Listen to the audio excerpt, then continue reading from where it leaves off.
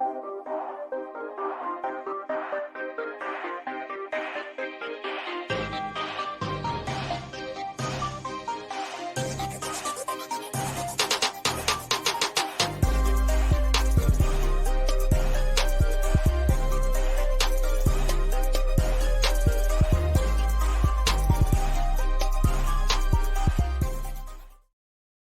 Cordial, Georgia, today, we test the limits of Wi-Fi for Thursday Thoughts here on Soccer's Morning Show on the SDH Network. John here, Jarrett there.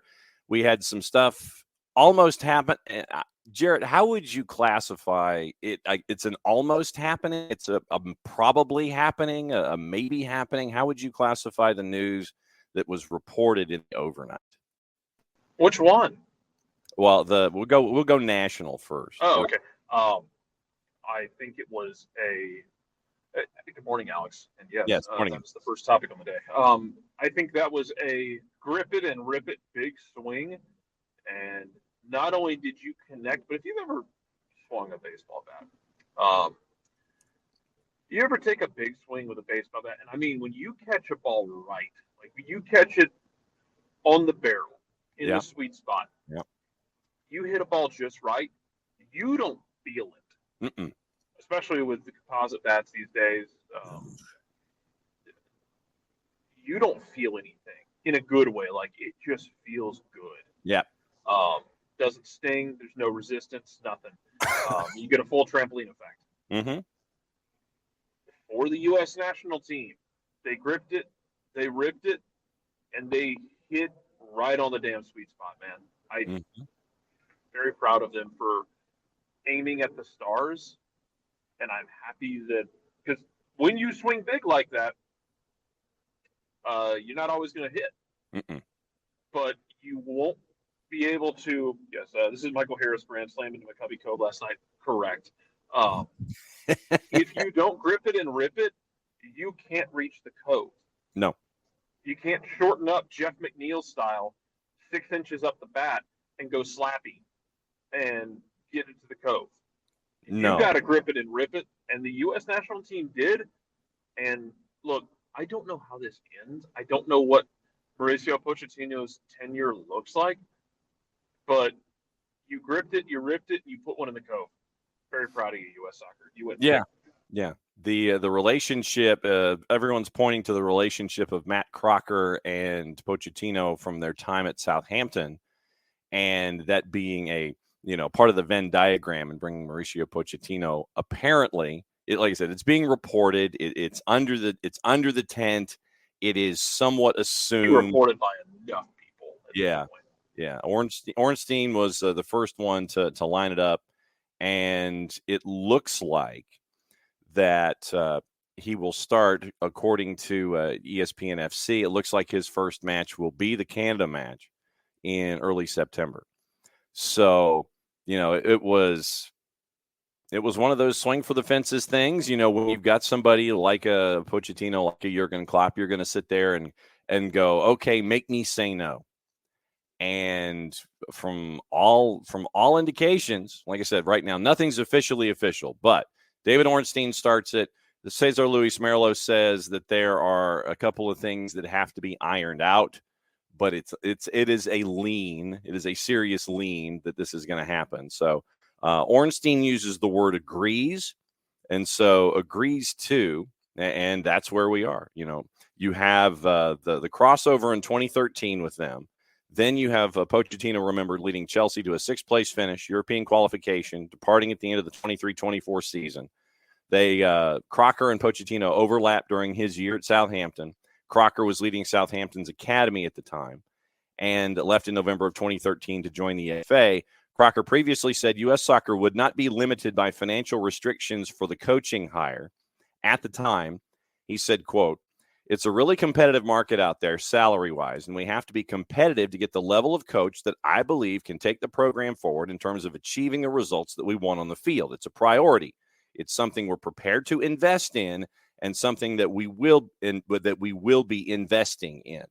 So, highest profile coach, going far back, however far back you want to go. I mean, this is a high profile hire, And it's interesting that, Mauricio Pochettino apparently now is at that point of his career where it's like, yeah, I think I want to lead a national team instead of chasing after another gig in a high profile league in Europe or whatever. He's apparently taking that left turn and going down a different lane where, yeah, I want to tackle what's going on with the national team, because with the U.S. national team, you've got everything leaning into this thing called the World Cup.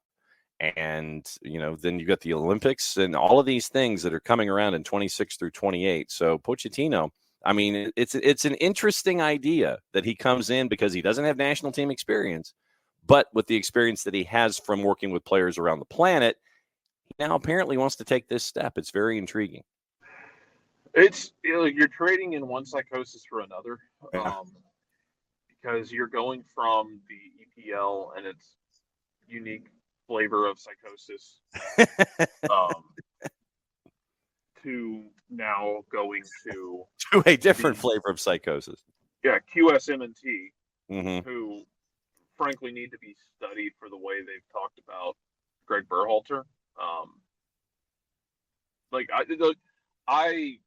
I lost my shit last night. Attaboy. Y'all that the Men in Blazers thing about now we have a real coach.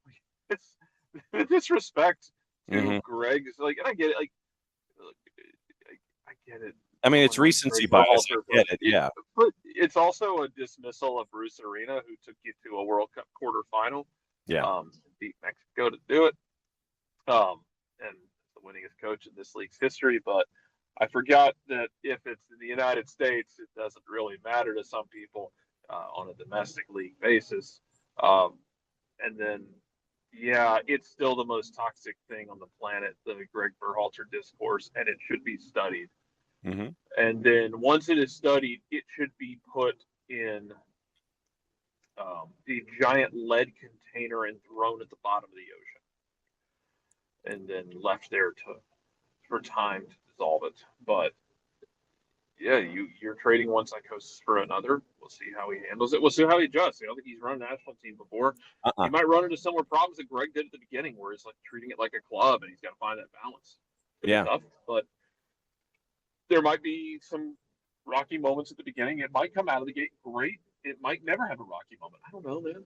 You could come out of the gate great, have some adjustment period, and then get ready for the World Cup. But yeah, you have the biggest World Cup so far in your history as a country coming up in a year and a half. Yeah. Well, 2 years. 2. No, almost. Just under 2. Dude, I'm begging for it to be fall. I'm so tired of the summer here. I am so tired of the climate. I want to take Georgia and I want to move it up to Greenland. I'm so tired of the heat. And I want to go fight my ancestors and punch them in the nose for settling our family in the devil's front porch that is Metro Atlanta. Yeah. However, you have the biggest World Cup so far in your history coming up in 2 years. You have to get this right. I don't know if you got it right, but you made what is on paper the biggest and best hire you could have. And for that, I will not criticize you one bit. You went big and you made him say no, and he didn't say no. Yeah. It feels like that thing where we talk about, what if so-and-so goes and plays for somebody. What if he gets traded there? What if he signs there as a free agent? What if they hire so-and-so? We got to make them say no. That's what they did. Yeah. Man, I'm happy for U.S. soccer. Yeah. And I'm happy for some of the fans. Some of you I could take or leave. Some of the psychosis. However, man, it's actually a lot of fun. Some of you who've been helpful. It's like the Donald Davenport scene at the end of Secret of My Success. Some of you are going to have to go, but some of you who've been helpful, like yourselves, you can stay. It's one of those moments. So obviously, hour number 1. This is, I guess, technically is opening kickoff. Brought to us by our friends at Kickoff Coffee and kickoffcoffeeco.com. And since I'm here in a hotel, I have to do a little bit fancier dancing here. That's your QR code for those of you who are hanging out with us, however you're doing so this morning, whether it's on YouTube, on the Twitch, or on the 280-character app. Don't forget to click on the QR code there. And when you do so and you check out at Kickoff Coffee and kickoffcoffeeco.com, don't forget to use the code SoccerDownHere15. They take 15% off your purchase. They in turn take 10%, reinvest it in youth initiatives. Very, very cool stuff from our friends at Kickoff Coffee and kickoffcoffeeco.com. Hour number one, we're going to talk about what you think about Mauricio Pochettino, possibly, probably being the new head guy for the USMNT. Obviously, we've got to get into the last day of the transfer window in Major League Soccer, and I know that some of you have already been making those discussions. Buddy, if we had a cricket sound effect, I'd be firing it off right now. Oh, yeah. So, at least locally, there were a lot of interesting things that went down yesterday, and we'll get into that. Some teams were jettisoning folks for a long present participle. And so we'll go through the moves that happened yesterday, obviously, the moves that didn't happen when it comes to Atlanta United, and get into that in hour number one. Hour number two, our buddy Nino Torres, he is feeling better. He was kind of hurting. He had a really bad cold early this week. And so at 10 o'clock, Nino will be joining us to go fully loaded. We'll talk about what he thinks about Pochettino. We'll talk about the Copas, Sudamericana, and Libertadores. We'll get his intel on that. Portugal started. I want to ask him about Boa Vista specifically because of all the Reggie Cannon nonsense that we've been seeing recently, where Reggie now apparently owes 1.7 million euro from a court case where he wasn't getting paid. And so then he goes to court, and then he now owes Boa Vista money. I want to find out how screwed up Portugal is because the Portuguese Primera started, and he gets to call that. And then at 10:30, last half hour of the show, it's our buddy Niko Moreno joining us with his second cup of coffee, drinking out of his Rave Green mug, and we get the Pacific perspective on Leagues Cup and everything else that's going on here on a Thursday. So I know that you're a short timer. How short are you a short timer? 5 minutes. Okay, well then I guess we'll go ahead and start. The crickets that are locally based anyway. It was an interesting day yesterday as everyone was trying to race to the end of the transfer window in Major League Soccer, but nothing out of Atlanta United. I mean, obviously, we always sit here and say we don't know what we don't know, but at the end of the day, as far as we know right now, no one under the tent, nothing made it through the fax machine in time that has to be looked at by deadline yet that we don't know. So right now, nothing from Atlanta United to wrap up the transfer window this go round, and so you're dancing with what you got for the remainder of the season, unless there's something that we don't know. And like I said, the front office traditionally doesn't deal in public. They don't do deals in public. So like I said, we don't know what we don't know, but there hasn't been anything that's come across the line yet. No, you got a little bit of business done in this window. Amador technically was this window. Miranchuk. He's a free agent. Miranchuk is this window. You've got a 10. Mm-hmm. I think in most circumstances, getting a new left back who has looked good in limited minutes, looked fine with the twos the other night. Granted, that's with the twos, but looked fine in his debutante performance in Leagues Cup. Yep. And you got a 10 who hits all of the metrics that you're looking for. I think in most situations, you would be fine with that. You are not in most situations. Right. You went into this window with Scrooge McDuck money to spend, and your president talked about that. It talked about wanting to go big. It talked about being back. And we know the Bergwijn rumors. I will be interested over the next, let's give it 2 weeks to see, because I've seen this happen before. It happened in 18, where after a window closed, somebody will drop a tidbit of, hey, the window's closed now. So and so was actually trying to negotiate with such and such. They just couldn't get it across the line. This, that, right. and the other. Yeah. Uzbek Messi not happening. It sounds like unconfirmed. It sounds like Atlanta wanted him on a loan, and Roma wanted to sell him, and Atlanta didn't want to take on. I would assume Atlanta didn't want to take on a low-level DP. Right. Which is fine because you're trying to shoot big, but yeah, I do wonder if we start seeing stuff in the next week or two about guys they swung it like the Stephen Bergwijn thing. Right. You've got Beal, you've got Bergwijn, you've got Eldor. Those were the three that we knew about in the public sphere that were part of discussions. And Beal wanted to stay at home from all indications. He didn't want to leave Bahia, especially late in the year in the Brasileiro and the Copa do Brasil. Bergwijn, apparently the numbers weren't matching up, at least from that side of the Atlantic. They were millions apart. And then with Eldor, as you mentioned, apparently one team wanted it one way and the other wanted to sail, and so that's where you end up with the conflict, and then you just walk away from the table and leave the glass room, the long rectangular table that has all the glass surrounding it. So that's where it's at.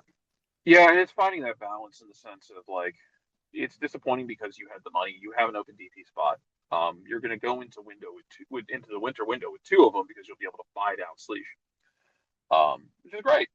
Mm-hmm. And you should, and I would expect now.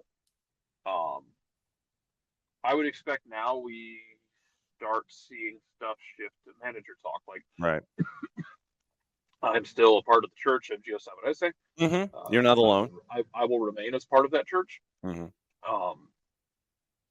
I know the Vieira stuff's out there. I would expect we'll see more and more rumors coming out in the next few months, and then going into that winter window, because to Bart's point, like I know that's been a thing for a lot of people is like don't fill up this roster before you bring in a full-time manager. It's gonna be it's gonna be weird because of for me it's because of the disappointment that you had but it kind of you had the art. I think it's Bogart wrote the article over Give Me Sport. And then, the club was very bullish about everything. When you build it up that much and then it doesn't meet the expectation, the letdown is that much greater. Yes. If you had not built it up as much, I don't know how we would feel about it because I don't have a window into another universe, unfortunately. Yeah, we'll see. No, but I think to Bart's point and to your point, if you continue bringing in personnel, then what you're doing is you are whomever you're chasing after as your new head coach. It's like, okay, here's your people. What can you do with them instead of having a coach come in and sit there and have some kind of impact in the creative process? Okay, here's my style. I'd like to bring in players that can do A, B, C, D, and E. And that way it's more attractive unless there is a coach that sits there and says, yeah, I can work with that. You want a coach that wants to come in and says, okay, I want to work and here's what I want to do. And so you're dealing with it from two different angles. So no, completely and totally understand what you and Bart are getting into. You turn into a pumpkin, right? Yeah. I guess for my bottom line is like, it's disappointing. And so part of that is because you built it up the way you built it up. Right. Leading into the window and through the window, you get your 10, which is great. Get a left back, which is great. But I think the more I live on it, the more I think if you could have gotten a left winger, you'd have done that. And save the striker for the offseason if the deal is there. Right. Because Rios and Terry are giving you like Daniel Rios has basically been putting up Giacomakis like production per 90. Now, is it sustainable throughout an entire season? No, probably not. I would bet against it.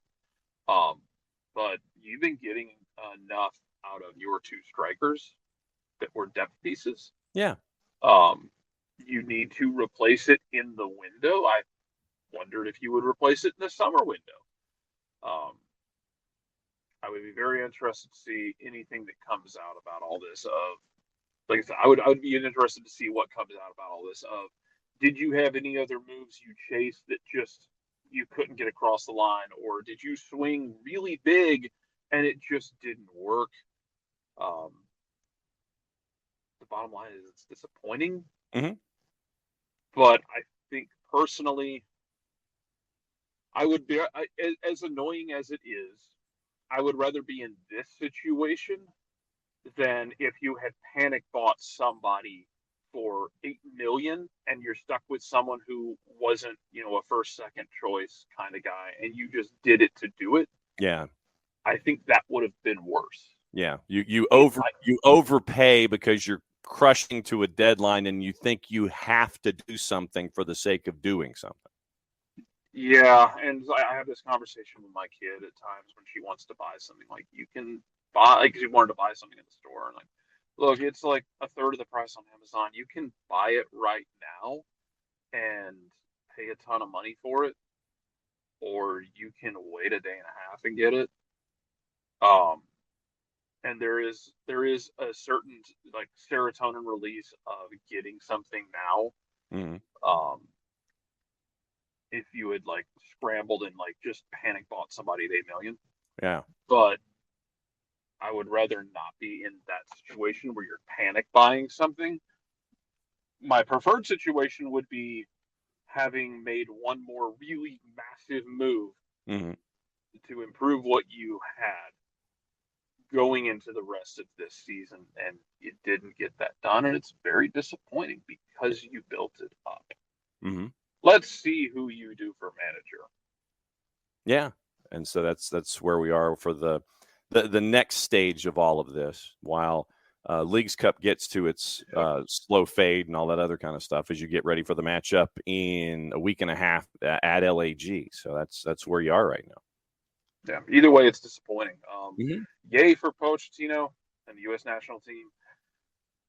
Kind of deflating on an Atlanta sense though, because you got 2 moves done early in the window, and when you get stuff done in the window, I think that also kind of impacts it. Yeah. Like, I can tell you as a Celtic fan, like, this window is kind of weird for them, even though they're in their off season. But they finished the saga to sign Adamida from Norwich. Right. That saga started in May. Basically, it was like they were like, "Hey," they taken him on loan. It's like, "Hey, we really like this guy." And Norwich's like, "We want to keep him. You're not playing him. We want to keep him." What's and it worth? Saga dragged out, and they got it across the line yesterday. Yeah. Although, hey man, low key, I'd have been happy if Atlanta would have sniped him. 23-year-old Northern Ireland international striker was just put the ball in the back of the net. Didn't give a damn who was on the other side of the field. He was scoring, and that's what I care about. But when you get stuff done, also I think it impacts the psychology of the window itself. But yeah, the lack of finding that big second splash really does sting after the hype train had kind of rolled through the station, and now you just try and get to the playoffs with what you got, which is going to be a challenge. Mm-hmm. You're going to ask guys to step up, and look, this is going to be an audition for a lot of guys on that roster. No question. It is. And that's what these 9 games are for. The 9 games are to get into the playoffs and then see what happens. And but at the same time, once again, you're auditioning for your future either in Atlanta or somewhere else in Major League Soccer or somewhere else on the worldwide table, because everybody's watching. The world's a lot smaller than it used to be, and it's a lot easier to access tape these days, or film, or whatever you want to say, files. And so, I mean, you're auditioning for next season wherever next season is. So that's what you're staring at right now with Atlanta United after the window yesterday. Like I said, we'll go over what happened, and there were a couple of moves that were posted this morning. We'll talk about those as well. So you're going to try and hang back for the final half hour? Trying. All right. So we will hopefully see you in the final half hour. Don't get in trouble at work. And so there he goes. The 2 moves that came across this morning, it's kind of like, National Signing Day when the fax comes, or the trade deadline day in the National Hockey League, where as long as the paperwork is in by deadline, then you can, figure out what's going on. And then you can announce the deal later. As of the start of the show this morning, Red Bulls have added an Uruguayan international, Felipe Carballo, on a 1-year loan from Gremio with an option to purchase. And in very, very small print, the Red Bulls have decided to let me know what's going on. Right before the close of the secondary transfer window, quote from head of sport Jochen Schneider, joins after spending the last 2 seasons at Gremio, which plays in Serie A, the top flight in Brazil, 54 appearances since signing for the club in 23, 2 goals, 1 assist, won 2 Campeonato Gauchos, and won a Recopa Gaucho with Gremio in 23. So it is a Felipe Carballo, once again, option to purchase pending the receipt of the P1 visa and the close of the secondary window and the international trade certificate. 2 stints at Club Nacional, which plays in the Primera, first division of soccer in Uruguay, 178 professional appearances for the club, 24 goals, 12 assists, helped the club win Primeras, voted player of the year with Club Nacional in 21, first team debut back in 2016. So that was from Red Bulls on loan. And then this morning, FC Cincinnati put out a release. They said that they acquired Nico Gioacchini on loan from Como 1907 in Serie A. And he joins the club as a DP on loan through the end of this season.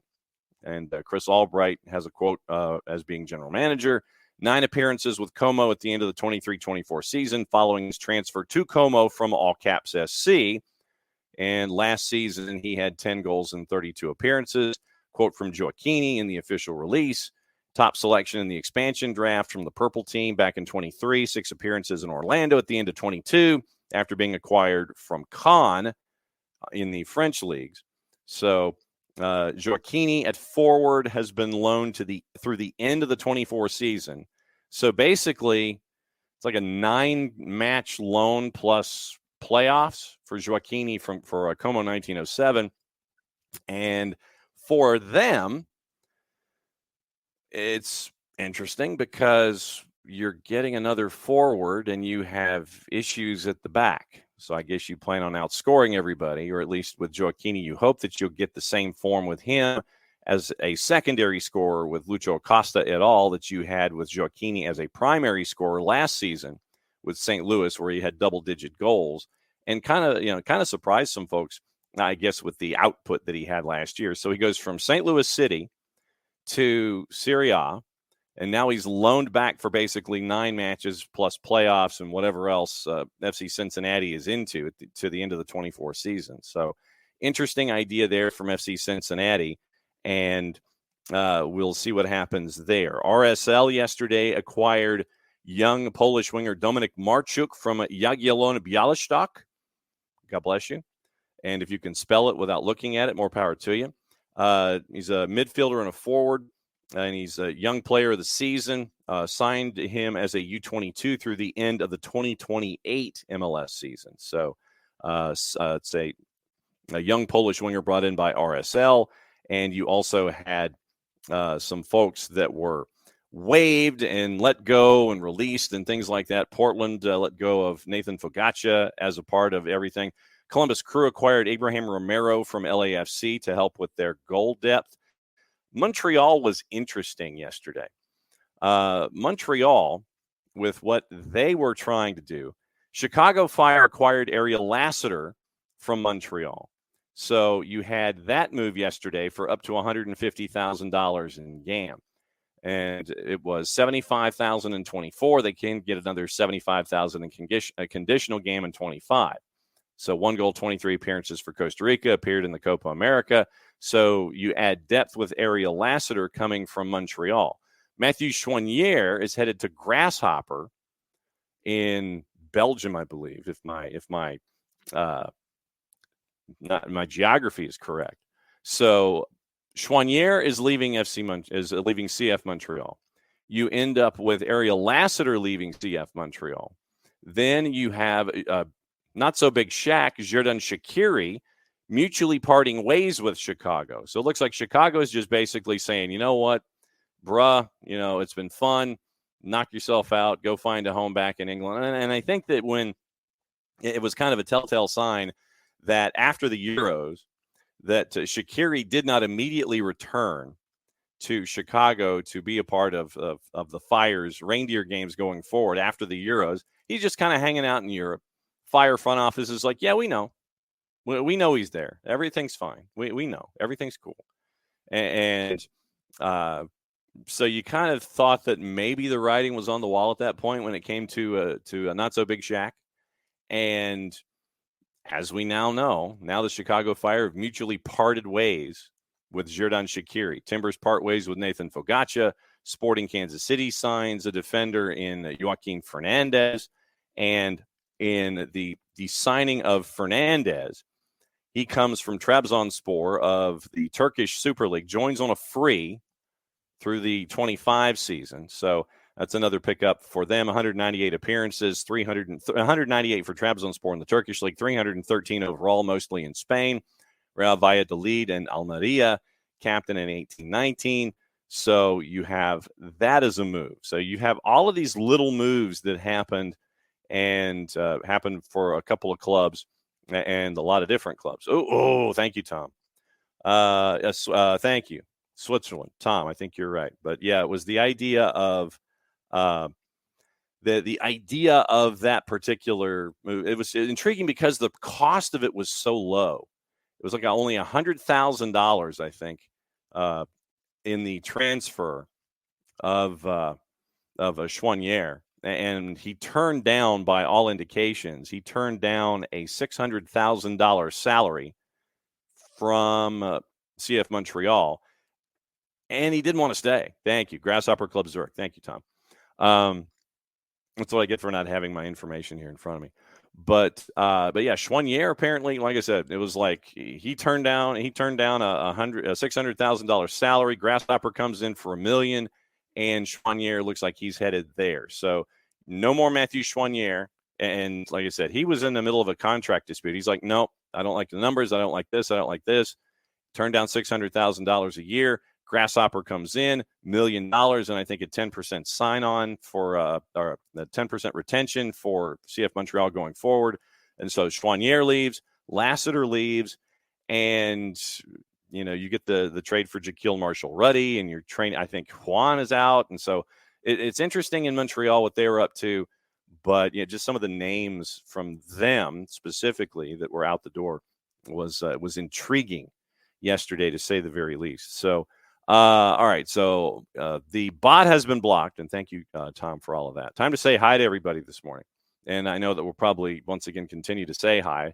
Like I said, we're talking Pochettino, we're talking the men's national team, we're talking the frustrations out with Atlanta United and not having anything come across the line, and see where things are. But to the point that a lot of you've been making this morning, and Bart specifically, that if you make moves and you make a home run move, then you're to the point where, okay, I'm a coach and I'm looking at this, and can I work with this? Do I want a gig where I can work with folks as opposed to looking for a gig where I would like to do things and have my stamp on it? And so that's where I think we were with Atlanta United not making the home run hire.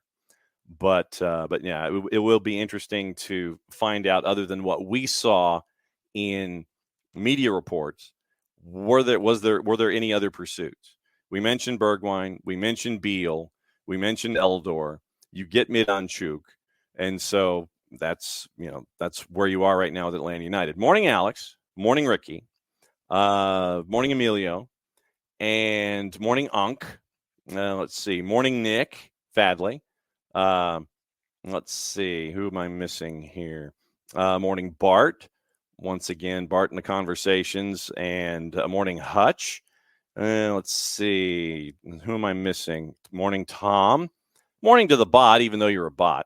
And there you go. So thanks to everybody for dropping by this morning. Once again, the conversations that you guys have and the points that you guys bring up, very, very cool. Bart, you're on notice that when this becomes officially official, and it might be over the weekend or something, and you might be in your normal Monday slot. But if there is a break glass moment involving Mauricio Pochettino, don't be surprised if I reach out to you and sit there and say, hey, can you come on if you're not going to get in trouble with the real world to talk about all this stuff. But yeah, the casual discussions that we've seen about, this is, it's the greatest coaching hire ever in the history of the USMNT. Let's not be so casual about these kinds of things. It's a great hire when it crosses the line and is officially official. Do not misunderstand what I'm saying. Just kind of, when it comes to a lot of folks on 280 character apps and social media, they want to sit there and they want to make sure that they get to say their point in all caps and all this kind of stuff. But let's dial it back slightly. When this does become officially official, as we anticipate that it will be, great hire. You went for the home run ball and you hit it flush. Good for you. Just when it comes to the greatest hire in the context of everything, just, like I said, like Jarrett said, the Bruce Arena guy might have something to say about stuff with the USMNT. Morning, Abby. So morning, Abby, by the way. And Bart making the excellent point. It's important to note that Poch had some good long hair back in his playing days. Yeah, the Fortaleza photo, I think, has been making the rounds. But yes, there was some length. There was some length to let things play out. But you also have the U.S. thinking outside its borders for its coaches. I mean, you bring in Emma Hayes, and you're bringing in apparently, possibly, probably, perhaps, fairly certain, you're bringing in Mauricio Pochettino to all of this stuff. So you've gone outside the U.S. windows and the U.S. relationships, and you've hired Emma Hayes, and you're hiring probably Mauricio Pochettino. Like I said, all things count to this, but I'm putting in the adverb there until it's officially official. So you've hired Emma Hayes. You weren't messing around. You went for the home run hire on the women's side. You got that. You went for the home run hire on the men's side. You're apparently getting that too. So U.S. men's national team, not in the U.S. soccer on the whole, not messing around, making folks sit there and say no. And that's a good thing. And where money, salary, however you want to phrase it, isn't apparently an issue, nor should it be when it comes to U.S. soccer. U.S. soccer hopefully is to the point where they're not afraid to invest. As we're seeing in other countries, if you have to make it a tenured professorship, and I'm using Bart's term, if you have to sit there and make it a sponsored element, then make it a sponsored element. If money is not an issue and you have ways to make these kinds of things happen, then you should be able to make them happen. And I think that we're seeing that obviously with the men's national team and all of that kind of stuff. So that's where we're looking right now with everything. Let's see. Let me take care of a little business here, and let's see. All right, so that's where we are.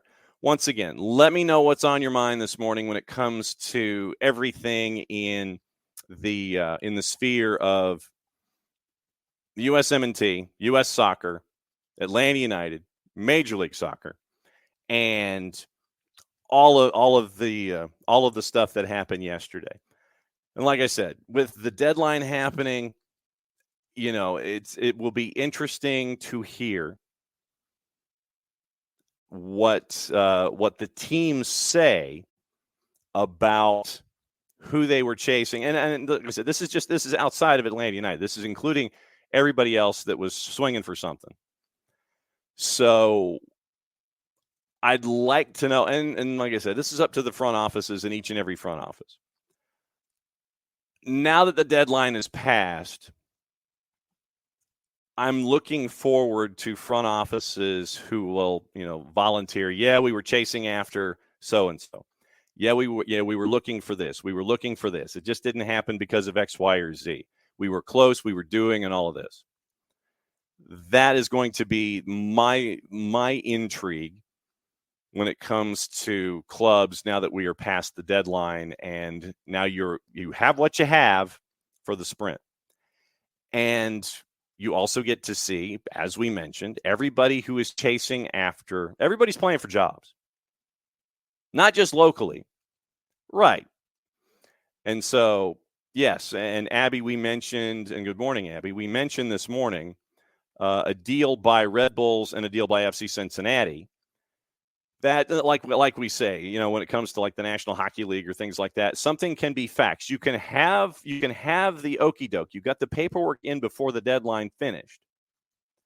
And then this morning, Red Bulls announced a loan from Gremio, and FC Cincinnati mentioned getting Nico Gioacchini on loan, basically for the end of the season, a 9-match in MLS purview loan.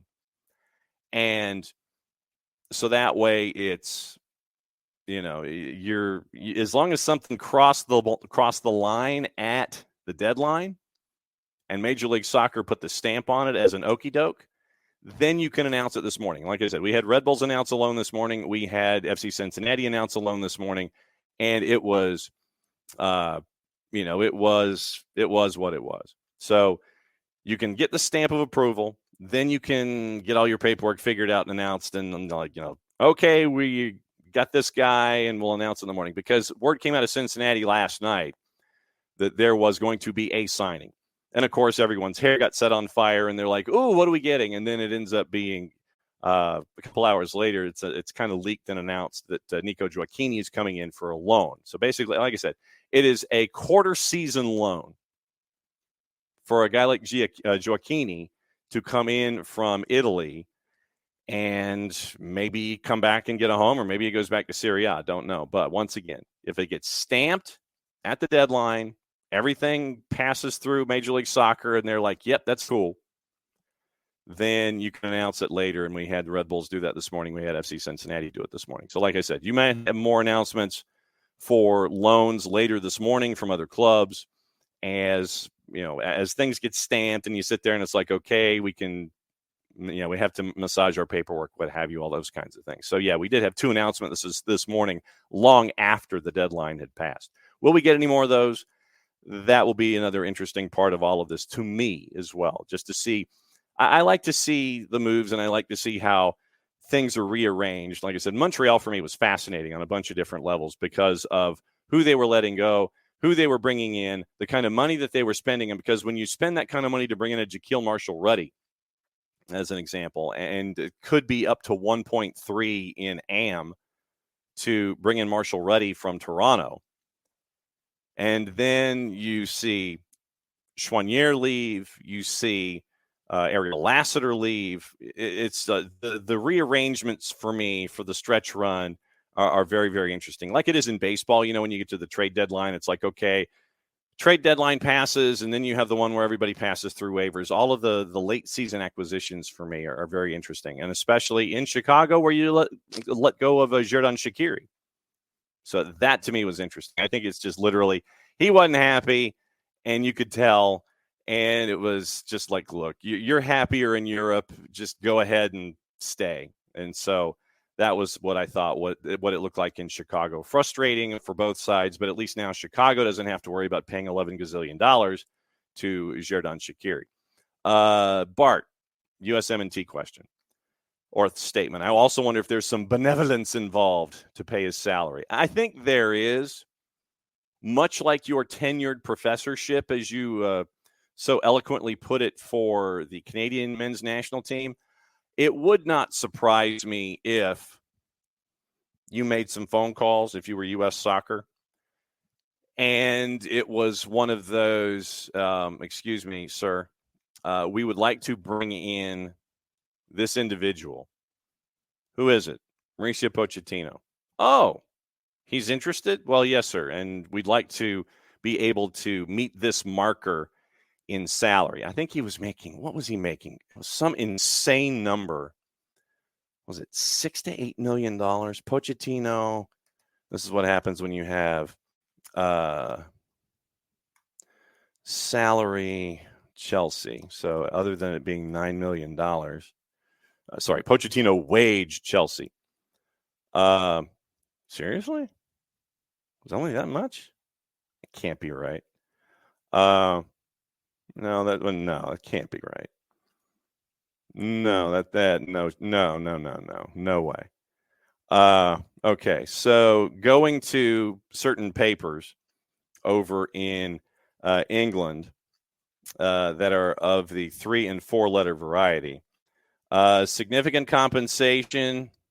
Significant compensation. This was after he was released. Just to sit here and I'm looking for a ballpark.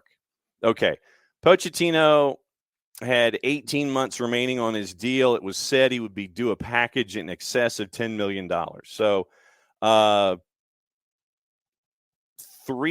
over 2 equals 10. So you're looking, what, $6.5, $7 million pounds. So if he's making 6.5 or 7, then okay, I would imagine. I would imagine that it would be one of those where it's like, look, just come close. Just come close for me. You know, moving to the States, moving my family over. We got to do this. Well, where do you want to live? Well, I want to live here. Okay, so we'll take that into consideration too. So make it close to what I was making at Chelsea. So maybe 5, something like that. Just somewhere in that ballpark. And hey, where do you want to live? I'm thinking I might want to live in New York City. Okay, we'll look that up for you. So it might be, Bart, to your point, it may be benevolence on multiple fronts. It might be working connections to sit there and say, well, where do you want to live? Well, maybe Westchester.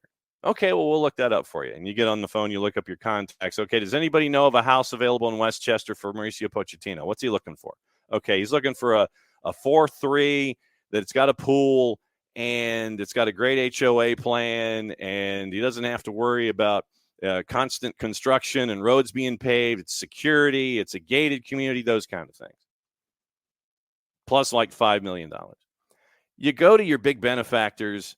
I don't think the salary, to Bart's point, I don't think the salary issue is going to be an issue. Yeah, okay, get me close. Okay, that we got you covered. Considering that there is an individual that is based in this particular state where SDH is based, and he is making a substantial investment in U.S. soccer. And U.S. soccer is quite pleased with the level of that investment. If it can't be him, he knows folks. So I don't think that the salary is an issue, and any of the other elements that are attached would be an issue. Home, housing, transportation. It's like, look, we got you covered. Everything's fine. We'll take care of all of this. We know people. I think it would be a lot easier for a USMNT gig to be completed with all of the incidentals than it would be for the tenured professorship that we continue to discuss north of the border. I think that one, considering that you had to have 3 MLS franchises contribute to a salary, and we also don't know how deep that is. Is it just salary? Is it assistance? Is it part of the collective? Are there incidentals that are attached to that? What about travel and going to see matches and all these kinds of things? What is involved? I still don't know what's involved in that tenured professorship, how deep that spending goes. Because if it's just to get Jesse and maybe Jesse and his assistants, you're still not working on the infrastructure of the plan and making sure that Canada Soccer can go forward. I think that there's more balance attached here to this kind of a gig. And you got your contacts that you can do that with. I think that the Pochettino tenured professorship, I think it's a lot easier to lay out than anything else. So, Bart, I think you're spot on. Commando, good morning, by the way. Question is, now, how much control will U.S. Soccer give him over roster? Will they make him use star players or let him find young unknowns to develop them in his system? And I mean, I think that if you're playing a certain way, I think that, yes, you are going to have the big guns that are associated with the program. I think that you're not going to turn down, just as an example, I don't think this is going to happen, but I mean, like, you're not going to turn down Christian Pulisic's involvement in the men's national team. But I think at the same time, you're going to, if you play a certain way and you have a certain style, I think that you're going to want to have individuals who either are amenable to playing how you look, you're not going to turn, I don't think you're going to turn. And like I said, this might be a conversation with Bart when Bart comes on about everything. But I don't think you're going to turn down Timothy Weah's involvement. I don't think you're going to turn down Christian Pulisic's involvement. No, we don't want you here. You're not going to turn down the involvement of all the big names that are attached. Weston McKennie. No, I don't think we want Weston McKennie here. I think that those guys, the A-plussers, those are the individuals that you're going to sit there and go, y'all can adjust. And I think that they could sit there and say, yeah, we'll be fine. But I think that once you get past that level, I think that someone like Mauricio Pochettino is going to sit there and go, yeah, okay, I'm looking for guys that can do this, and this. But the big guns, they're going to be there. And once again, to Bart's point, he says, it's not like we have a plethora of young unknowns who've been looked over for the USMNT, LOL.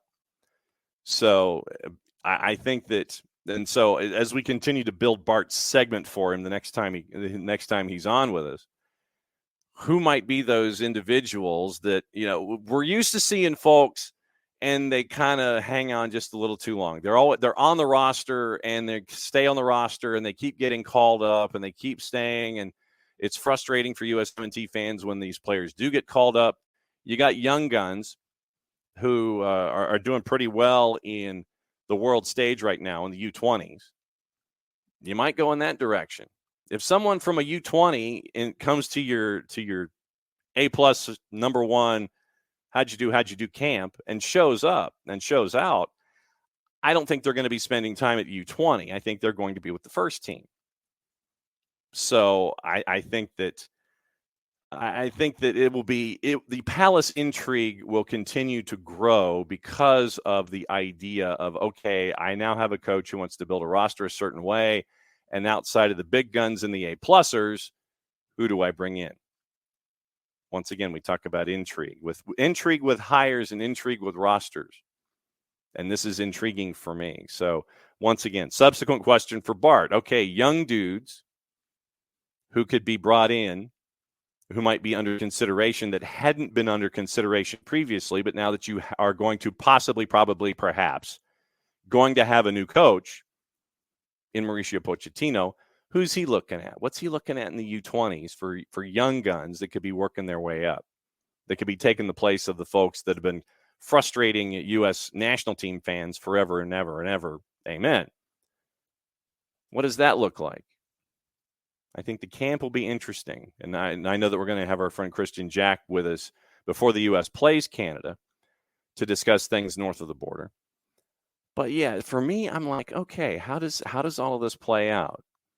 And I wonder what the whiplash effect is going to be for the fans who will sit there and say, oh, he's considering these young players, this young player, this young player, and this young player. Hey, wait a minute. Are they ready? If Pochettino or whomever believes that they're ready, I don't think that the birth certificate is going to be an issue. At least I don't think that it should. So once again, yeah. So we'll see. We'll see the veterans that are attached. Are there any young guns that come up? Is it going to be the same roster as it always is? How does that same roster work under someone like a Pochettino? And I, like I said, I'm continuing to qualify it out of it not being officially official. I don't have my email from U.S. Soccer yet. So that's why I keep qualifying the response. So that's why I'm kind of looking at it that way. Tom is worried about the feeling that MLS wants to have their players involved will pressure U.S. Soccer to include them against Poch's wishes, hypothetically. I don't know.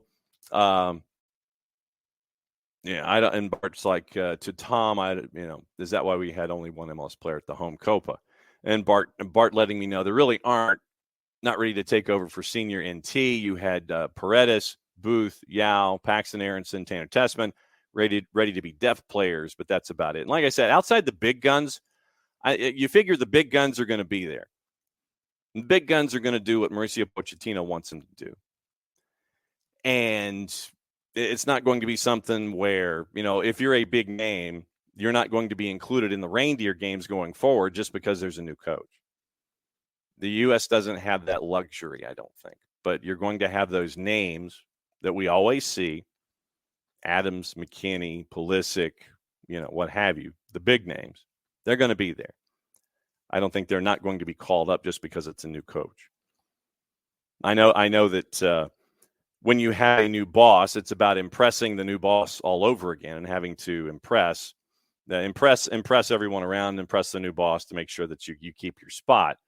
But I think that in this situation, I think that those big names are going to be the big names will be there, and they'll adjust to what the new guy wants. What does the new boss want? Oh, he wants me to file things backwards from a Z to A instead of A to Z. Okay. Well, he wants me to start with the letter K and go in alternate ways to my filing system. Okay, I'll do that. Fine. So no, I think that when it comes to the filing system, I think that it's going to be, it'll be normal. Looks like John Textor has entered a period of exclusivity to pursue the purchase of Farhad Moshiri's majority stake in Everton.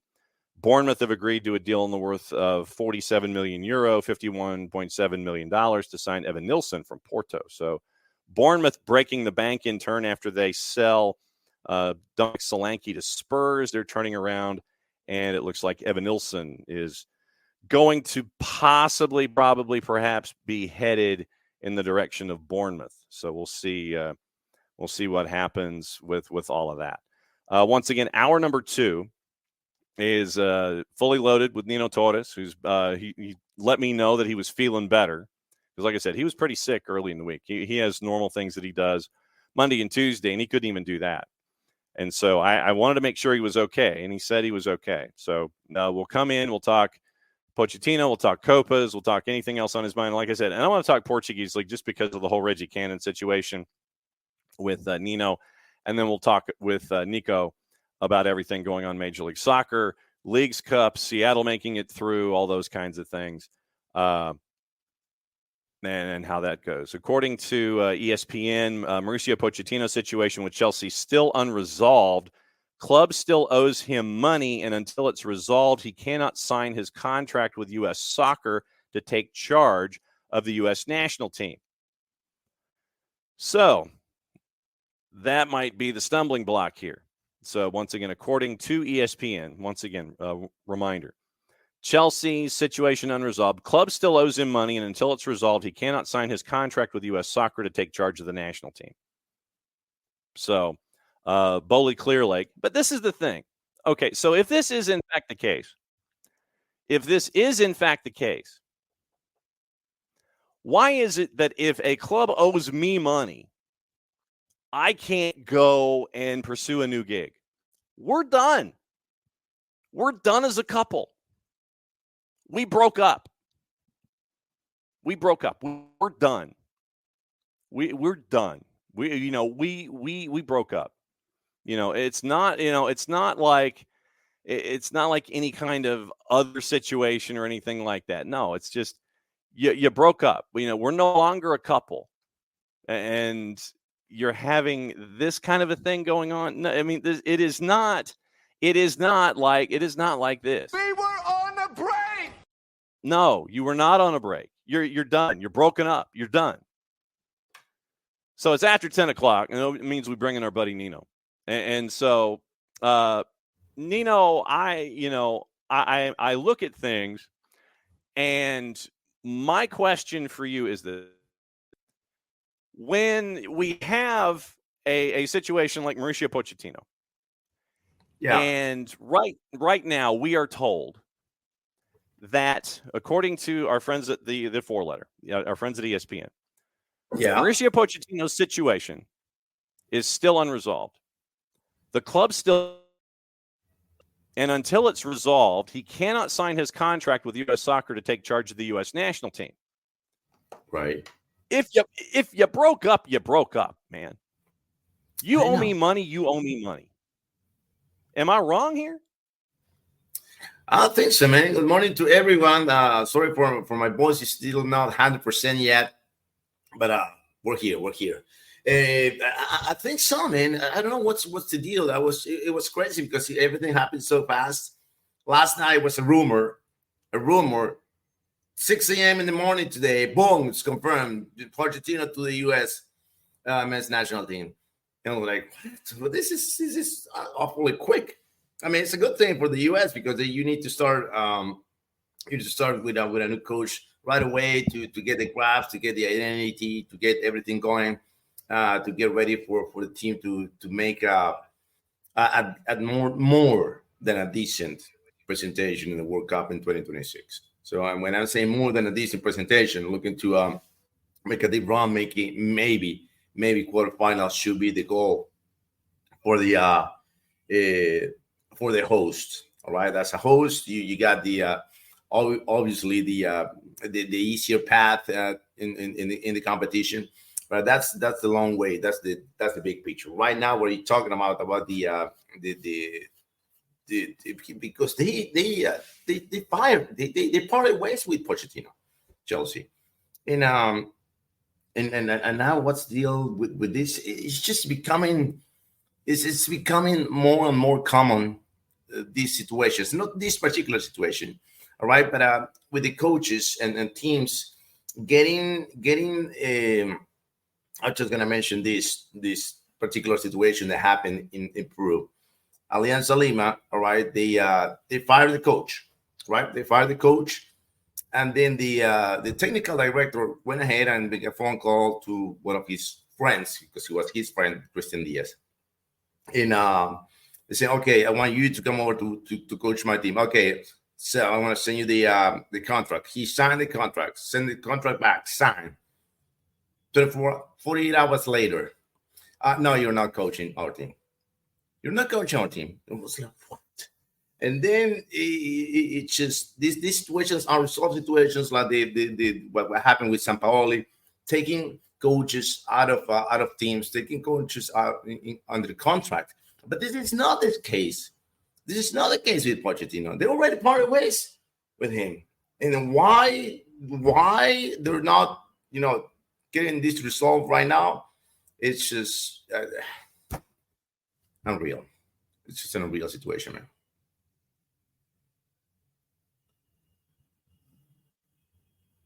I can hear you. We broke up. We're done. We're out. You still owe me money. And it's like, dude, we should be done by now. Oh, no. All right, it's buffering. Johnny, can you hear me? You talk. You're good, brother. Okay. Okay, but I didn't hear the last thing that you said.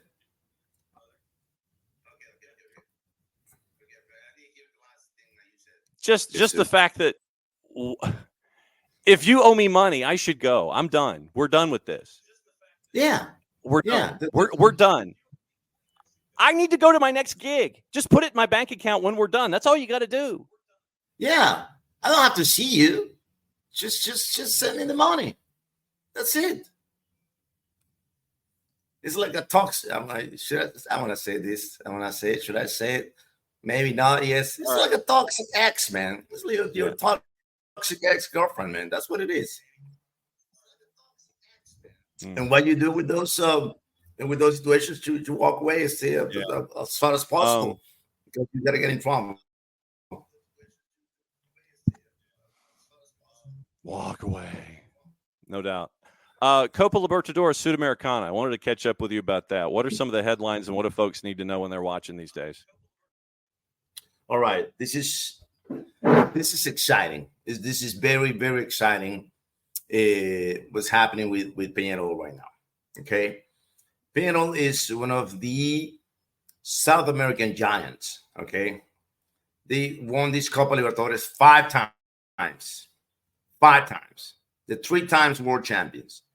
But since 2011, when they reached the finals, all right, they haven't even get into the knockout stage. They fell 9 consecutive times, actually 10 consecutive times in the Copa Libertadores. And now they are at this stage, and there's a big chance. I don't know, it's a big chance. It is a big chance that they could something spectacular could happening. All right, that is that the Nacional and Peñarol could meet in the semifinals of the Copa Libertadores. Of course, there's gonna be a Brazilian team in the way in the quarterfinals. Okay, but what I saw last night, it was a statement from Peñarol. Even though I know they play the strongest from Bolivia, which, by the way, they're now the strongest team in the competition. They're there. They beat several teams to get into this stage. But what Peñarol is doing, it was at El Campeón del Siglo last night in absolutely packed stadium. And Peñarol I'm so happy for them because when you see a big team not doing well year after year after year, and you remember the good old days when they were going to play the Intercontinental Cup. That's what it was called before the World Cup of Clubs. And not doing that, it's just sad. But now the investments that Nacho Ruglio made for Peñarol this year, to bring Diego Aguirre, the coach, to bring Leo Fernandez, and to set up a team to fight in the international competition, is what Peñarol is getting the rewards now. They're getting the rewards now, and I'm 100% sure that they're gonna advance into the next stage. We want to see Peñarol in the quarterfinals for the first time since 2011, right? Since 2011, and only in this century, since 2000, Peñarol reached the quarterfinals only 2 times prior to this, 2009 and 2011. That's it. And this is the 3rd time, and chances are they're gonna meet Flamengo in the quarterfinals. I'm gonna tell you this: it's doable. Yeah, I know Flamengo is the beast of South America now, but I see if there is a team from any country that could stand up in front of Flamengo or the big clubs in CONMEBOL, it's gonna be a Uruguayan team, and it's gonna be Peñarol.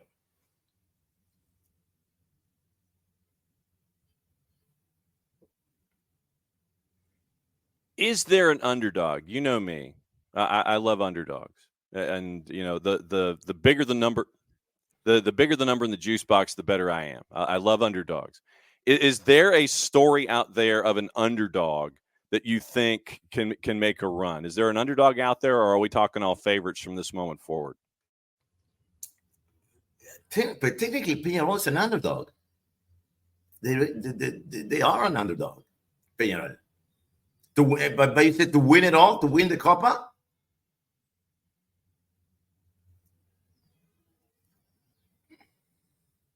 Win it all. Give me a win it all underdog. Peñarol. They have I think they have the weapons that to make a deep run and maybe win it all. And this reminds me of this Vélez Sarsfield 1993. That was a team that won the Copa Libertadores under Carlos Bianchi, beating Brazilians in Brazil, in Sao Paulo, beating the 2-time world champion Sao Paulo in Sao Paulo. Okay, and Sao Paulo got the best players, the best roster, the best infrastructure, and Vélez Sarsfield won in that year. I think we are about to witness something like that this year. Hopefully I'm not wrong on this one. Sometimes I wish I could be wrong, but no, I don't want to be wrong this time. But we'll see. I think we'll find out in the quarterfinals. Because now the Peñarol beat the strongest 4-0. They're not gonna go out there to La Paz and lose 5-0. It's not going to happen. I don't see that happening. No.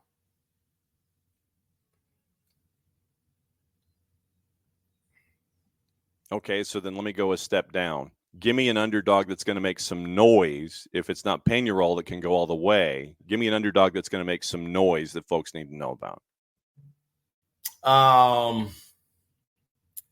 In Copa Libertadores,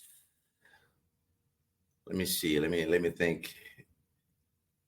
Yeah, Bolivar's going to play Flamengo. That's not happening. San Lorenzo.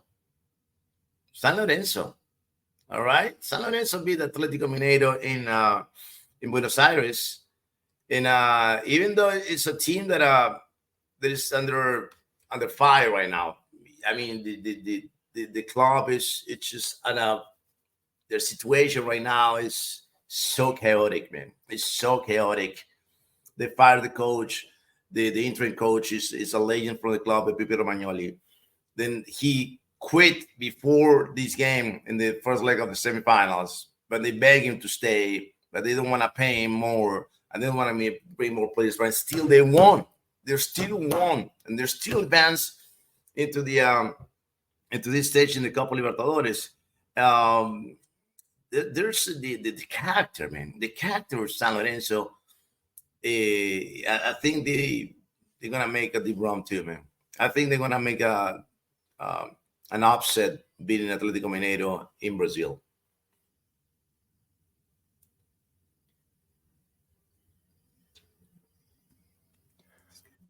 Can we talk Portugal for a second? Yes. Yes. Yes. It was a wild season opener in the Primeira Liga. My God. All right. First off, Porto played Gil Vicente, right? And then the season opener.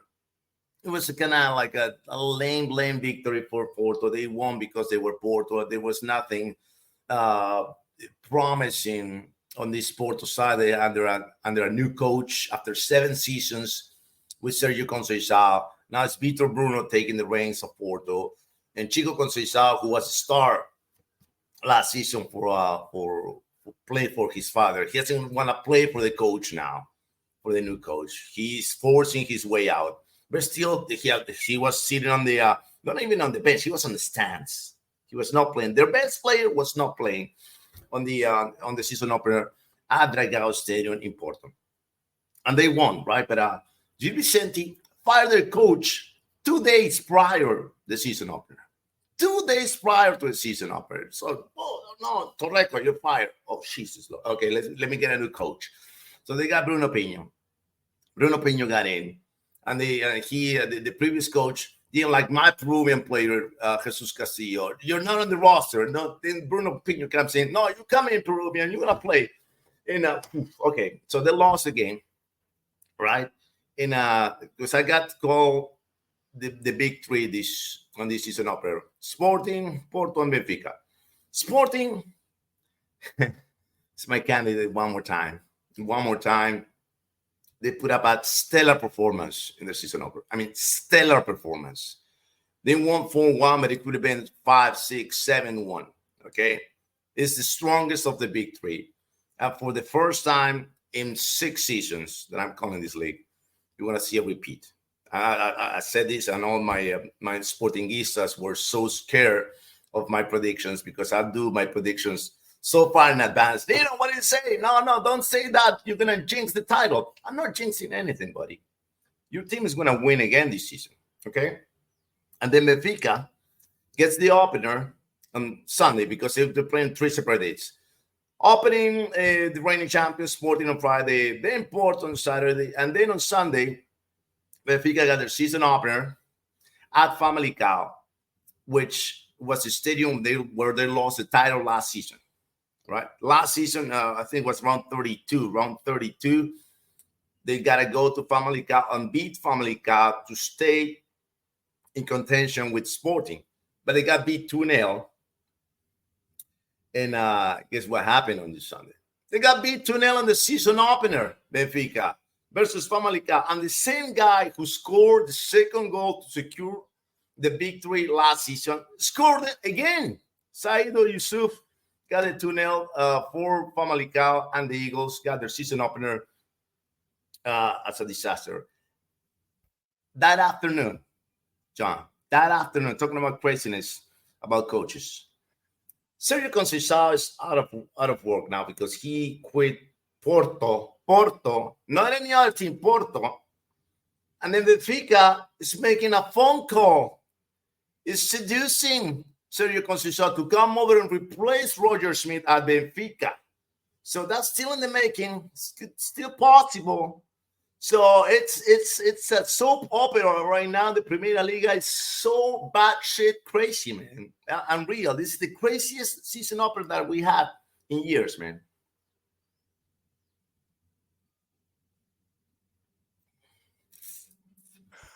The other reason I wanted to talk about Portugal was Boa Vista, because folks have been following the whole Reggie Cannon thing and where he's not getting paid and it's a mess. And he goes to court, and now apparently he owes Boa Vista like $1.8 million. How screwed up is the situation at Boa Vista?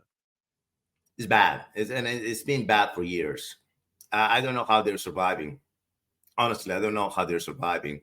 Every single year, I'm going to say for the past 3 or 4, I want to say 4 years is when everything started with the financial issues at Boa Vista.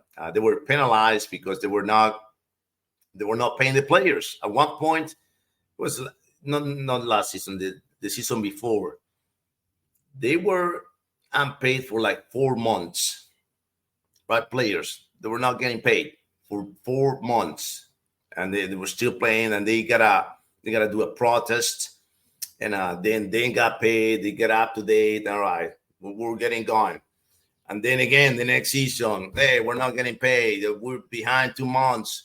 And this situation has been going on for a long time. And if that continues, I think that we're going to be relegated this season. I think that if the situation like that continues, the results are not going to be on the pitch, and they're going to end up in the second division. And if they go to the second division, most likely that ginormous team that is Boa Vista, because they have a solid fan base in the country. It could be the beginning of the end. Okay, it could be the beginning of the end, because they once they go to the second division, and then the TV money is not coming, supposed to, according to the to their tier. Next step is third division, and then it's a complete derail. Hopefully, that's not what's going to happen with Boa Vista, but it could very well be happening, man.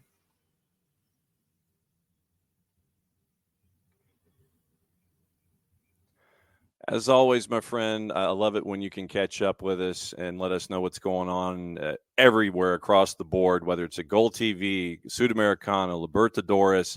I'm glad you're feeling better, because I saw Monday and Tuesday that you were hurting pretty bad. And I'm glad that you can always come on with us. And thanks for putting up with me in a hotel room in South Georgia.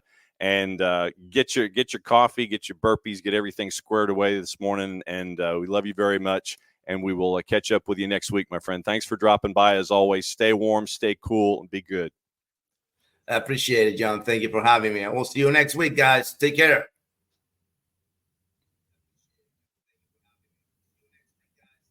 You got it. So that's Nino. And Nino comes in. He's a house of fire. Yeah, he's fan. It's great to be able to find out what's going on. And I had to ask the Boa Vista question, because that drives me crazy. The whole Reggie Cannon thing drove me nuts, where Reggie Cannon wasn't getting paid. Then he goes to court, and now he owes Boa Vista money for the court fees, like $1.8 million. And that just, I was like, I have to find out what's going on. And when Nino can come in and let us know what's going on in his part of the world, it qualifies as kind of soccer over there-ish, and it opens up the education and all of that kind of things. And that's why I like to have all of our guests on, because they get to add to our education for the game all across the board. But it's always great to have our buddy Nino on and discuss things and see what's going on. A couple of things we'll do.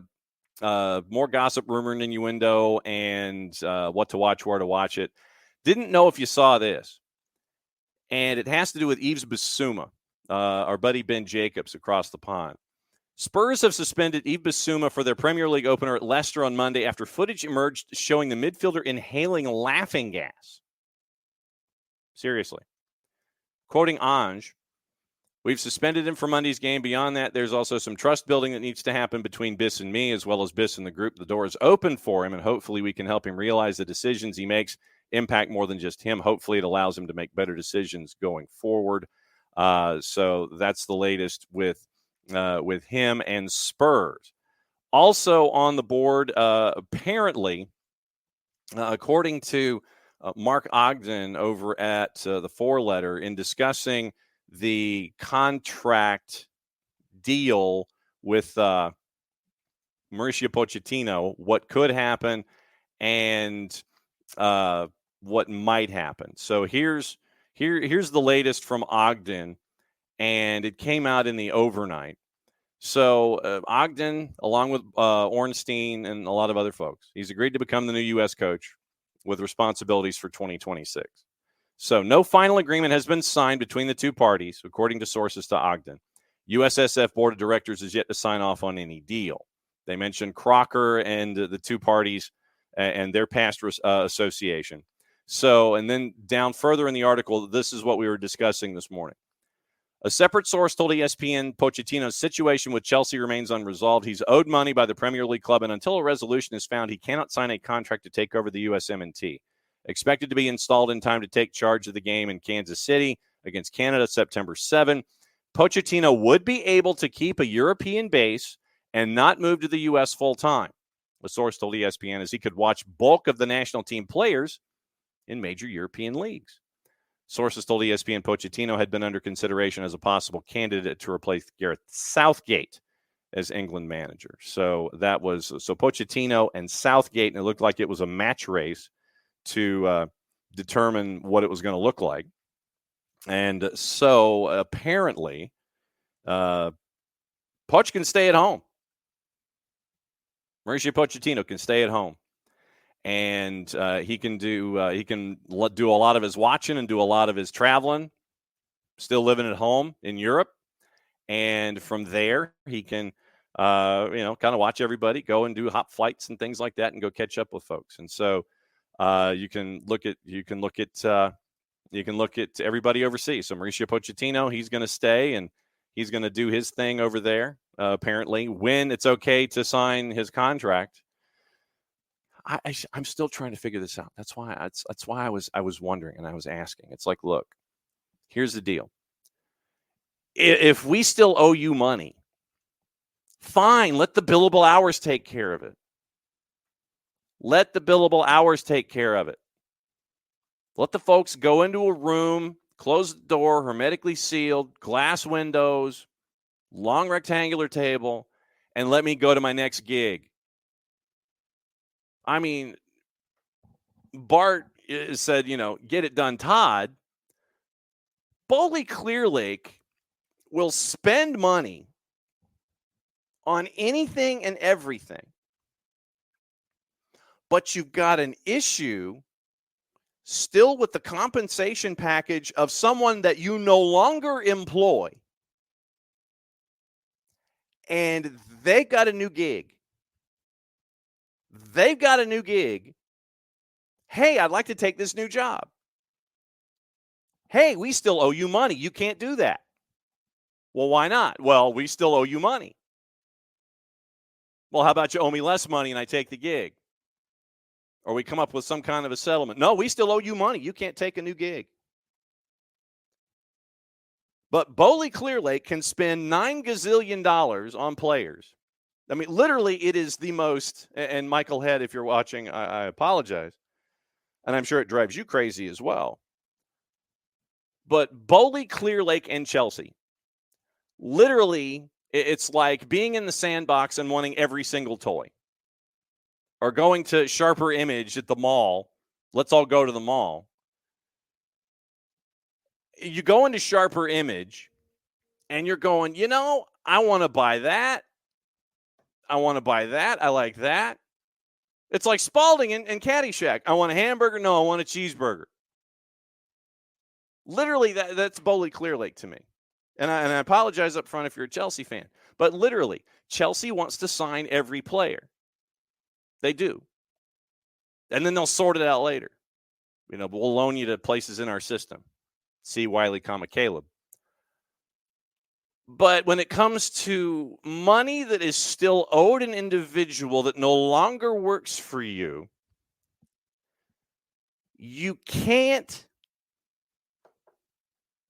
I'm trying to find the logic here. And like I said, yeah, Tom, you're not wrong. Every single toy and the sand. Legitimately, the logic here, it's starting to hurt my head. All right, so walk through this with me. A club wants to have every player on the planet, much like their previous owner. And apparently, there's going to be something discussed with Chelsea and Bowley Clear Lake about Premier League penalties involving the Abramovich era. And it's apparently something that Richard Masters says is coming to a head. We'll come up to it soon. We don't, but this is an extraordinary time, and we don't know what the punishment's going to be. So you want every player. Yes, Alex. Don't care how, I want it now. You want every player. You will pay for every player if you're given the opportunity to. You want every player. But for someone that you fired and that you let go, that you no longer want, that you still owe money to, they can't get another gig because you still owe them money. Legitimately, if I'm Mauricio Pochettino, I'm like, look, give me $1, write it up, we'll call it even. I got to go. No, we want to hang on to you. No, we still owe you all this money. We've invested this much in you. We'll continue to pay, but you can't get a new gig. Am I off here? Are we missing a piece of information? Am I missing something? I don't know.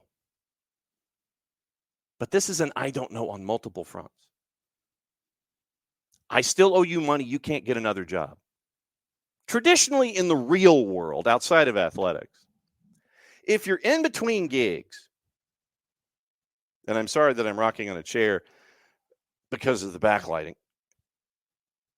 but if you in the real world, when the rest of us lose a gig and we still have money available to us,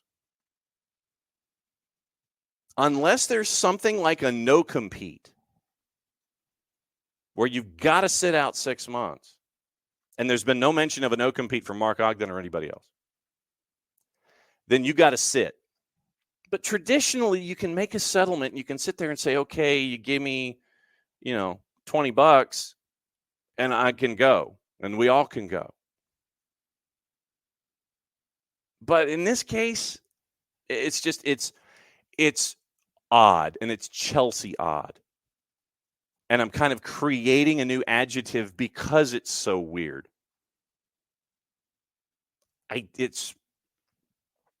Wow. It's like, we owe you money. You can't get another gig. I mean, literally, it's like the dude in the dude in the commercial, the old fisherman who's got the dollar bill at the end of the fishing line. Ooh, got your dollar. Oh, you just missed. It's like that guy is Todd Bowley. And, Mauricio Pochettino sitting there in the sporting goods store, and he's trying to reach after the dollar bill on the end of the fishing line, and he misses it. Oh, you were close. That's what it sounds like with Mauricio Pochettino now. It's like he's got to reach for that dollar bill at the end of the fishing line, and when he misses it, he's still under contract with Chelsea, and he can't get another gig. I can't move on to my next thing until I get that dollar bill off the end of the fishing line from the old fishing dude. Literally, that's where we are. Like I said, unless there's information that I don't know. Chelsea owes him money, so he can't get another gig. I've got a headache. I legitimately have a headache now. And I took 2 aspirin this morning because of being in a hotel room that has odd pillows. I don't know when the whole pillow thing changed in hotel rooms, but they are the softest pillows ever in mankind's history. And you could have like 2 of them on the bed, 2 of them underneath you, and your neck still sinks. And then you wake up and your body's like a pretzel and you want to take like 9 Doan's pills, and that's where we are. But Chelsea's making my head hurt, and I apologize if you're a Chelsea fan, but your ownership just needs to let the man go. The relationship is over. You've broken up. Don't throw his clothes out the window from the 3rd floor flat and have them land on the sidewalk. Be nice about it. Package them up. Go down to the UPS store. Mail them to Mauricio Pochettino's new house. Say thank you for the relationship. We're all moving on. And I'm sure that you'll find the next prettiest girl when you feel like you want to break up with the one that you've currently got. Because you're going to go and open your wallet and you're going to sit there and pay for everybody's drinks, and somebody's going to wander up to you and sit there and go, "Hey, I want to hang out with you." Let Mauricio Pochettino go. You've broken up already. Man. You've broken up, but you still want to hang on to him. Paulo Dybala is heading to Al-Qadsiya, by the way. Daniel Farka. It looks like Jorginho Ruder is going to be $40 million price tag. So we mentioned John Textor and the time of exclusivity. What was the other thing? FIFA has signed Bank of America as their first ever global sponsor in the banking category ahead of the 2026 World Cup in North America. According to Alex Silverman, the deals typically are in the ballpark of $100 million. Well, maybe Bully Clear Lake can go hang out with Bank of America. I don't know. Let's see. What to watch, where to watch it, how to watch it. Let's get into that. Like I said, anticipating our buddy Niko Moreno dropping by. And like I said, I apologize if there's a bit of a lag in the guest and me. There's about a 4-second lag right now because of all of the information coming in. I have to fire up the other computer so I can listen to what's going on. And so I apologize if there's a bit of a lag when it comes to the conversations. College soccer obviously kicking off today and this weekend. Go watch the Panther Prowl. It's our new program that's attached to Georgia State University. You get to catch up with the Panthers and find out what's going on there. Being in Espanol, Copa Libertadores at 6, Nacional and Sao Paulo, Boca Juniors and Cruzeiro is at 8:30. You can catch up there on Being in Espanol at Fanatis, ftz.co/soccer down here. It helps out the show, helps out the network, and helps you with your true sicko-ness. It is Being, Nuestra Tele, CDO, For the Fans, Teise, Gold TV with our buddy Nino Torres, all across the board. ESPN Deportes has 2 matches in La Liga. Athletic Club and Getafe is at 1. Betis and Girona is at 3:30. That's also on the plus. And then the Central American Cup is at 10 o'clock. Municipal and Guanacasteca. That's on Fox Soccer Plus. So that's what to watch today across the board. All right, it is now time for us to go to Seattle. Get to catch up with our buddy Niko Moreno and find out what's going on with a team that is still in League's Cup. What is up, brother? Hey, what's going on, John SDH family? Happy to be here. Excited for what's ahead, what just kind of passed us by. It's been a fantastic League's Cup, and man, I got to tell you, it's been crazy. It's been crazy, and I loved it. So you are covering a team that is currently a survivor, still hanging around in League's Cup.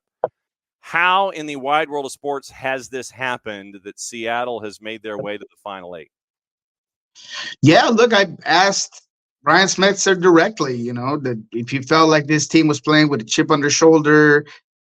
It was clear that the narrative was Sounders have shocked LA Galaxy, and then Sounders pull it off against Pumas. And, I mean, they destroyed Pumas, but even then, the favorite for many was Pumas going into that game, regardless of it being played at Lumen Field. And this team has just cemented itself. It has used this tournament to provide some of the elements that have been missing for about a season and a half, and is the ability to play games and win games when things don't go your way, and that resilience and that ability for you to just either match physicality or match the other team's intensity, or simply have enough confidence and enough character to pull yourself out of bad moments. And that's kind of what we've seen out of Seattle in this tournament. They had an awful game against Necaxa. There was some rotation. There were some things that were different. That was not your best team. But even then, you could see that the vibes weren't necessarily there for that specific game. Then you move on from that. You use that to your advantage and say, hey, this is not the way we play games. And now against Pumas, you completely tear them apart. You are able to withstand some of the big moments that they had.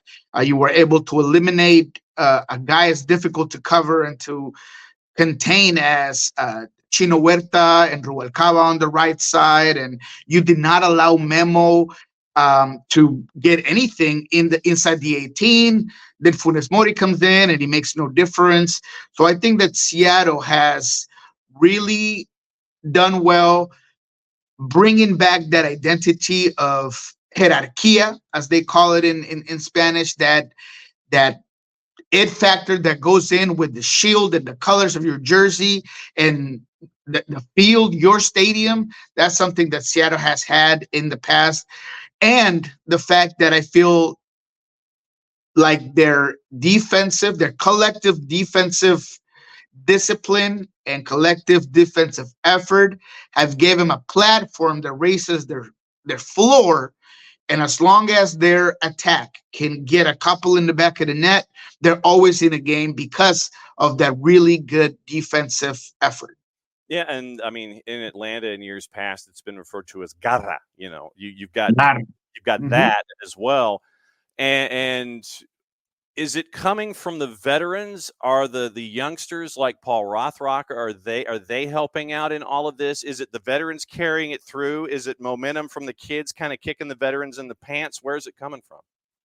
Thank you for that. No, I need to talk about Paul Rothrock. I think that those guys that are the younger guys that maybe have not been part consistently of that either 11 or that 18 or the rotational players coming off the bench. But I think that Paul Rothrock is a guy that has really brought a difference in that specific element of the game, which is that fight, that effort, that willingness. You've seen it time and time again where he goes into every game just leaving it all out there. And not just that, but maybe feeling like because there are these other players that have either more technical ability or they have been in the game longer, he needs to just play at 150%, not 100%, 150 every single time he duels the ball, every time that he defends, every time he pressures. And he has some of that personality where if there was a big, tough challenge, he's the first guy that's going to come get in your face. He's going to play physical. He's going to give it right back to you. And I think in that Pumas game, that was a big part of why they won that game. And we asked Paul Rothrock about it. He said, look, man, when a team takes cheap shots at you, you can't just take it. You got to give it right back. And that's what Seattle did. There were some altercations, some scrums, some, benches clearing, all that stuff. I'm not saying that's something that a team needs or that you should be looking for, but when it happens, you got to match it. And I feel like Seattle, because of guys like Paul Rothrock, have added some of that. I do think that some of the veteran players are a little bit more bought in with the current state of the team, and maybe it's just more obvious and it's more present. Maybe they've always had it. Maybe the whole season they've had it. But right now, against Liga MX teams in a tournament that, you're traveling or you're with your teammates and you kind of have a common goal that's very in a short span of time, maybe all those veterans have really come out to play. I think Yemer Gomez Andrade, he's more of a quiet leader. He's more of a show by example type of leader. He's been amazing this tournament, physically, just keeping teams out of the 18, just matching physicality. You saw against Pumas, he's pulling guys off very passive aggressively, being like, I'm calming things down, but he's putting his big bear paw on somebody like, here you go, buddy. Yeah, come on, go ahead and move on, man. Doing all those things, I do feel like the leaders in this squad, in this Seattle Sounders team, are starting to show a little bit more of that leadership. And even without Stephen Fry, who obviously hasn't played Leagues Cup because Andrew Thomas will be given the ability to play this tournament, other guys are starting to really come out and show that. I think Christian Roldan's a guy that we've been asking for some more fire, a little bit more fire, a little bit more of that ability to affect games and be influential in other ways from statistics. And I think that he's done that this tournament, specifically last game as well. Love to see that fire, love to see him all over the place. So I just think that this team has some momentum and they have to carry that inertia for the rest of the tournament, and then definitely into Opens Cup semifinal and eventually into league play. Does it worry you or concern you, but what's your overall vibe about a team like Mazatlan making it to the final 8, and we're missing two big guns in Cruz Azul and Tigres? What does that say about this particular tournament? Is it just the random nature of, stuff like that happens and you get to PKs and anything's possible? Just ask Mazatlan. Or what's your vibe about the Liga MX participation so far in this tournament, where we always anticipate the big guns making it to the end, and we don't have all the big guns making it to the end? Yeah, look, that's a complicated question to answer because we got time, brother. That's what we got. No, because it really is about where you stood on this tournament and on the level of either league prior to this. Yeah. If you were of the belief that Liga MX was way beyond MLS, that you're starting to come back to reality and understand that this isn't the MLS where you're going to be able to just come in and just because you're the Mexican team and just because you have one CCLs or you have X amount of players that give you the ability to just dominate other teams in Liga MX. When you face MLS teams, it's going to be a whole different ball game. The dynamic aspect, the speed of the game. There are some analysts in Mexico that are saying that MLS reflects more of a European style of play that is so much quicker, so much more direct. So it depends where you stood. For me, as someone who has been an advocate for this league, who understands the growth, that is no surprise to me that so many MLS teams have done well. I think that it just puts it out there and it gives it a showcase for others to really see where MLS has grown. I'm not one to be as simplistic as just because you're beating a team or a tournament against another league, it immediately says that your league is better, because it's not that simple. You can see the level of a league in just a face-to-face, regardless of what it is, whether it's Champions League or CCL or Leagues Cup. I feel like there's way beyond that. There's developmental things, there's infrastructure.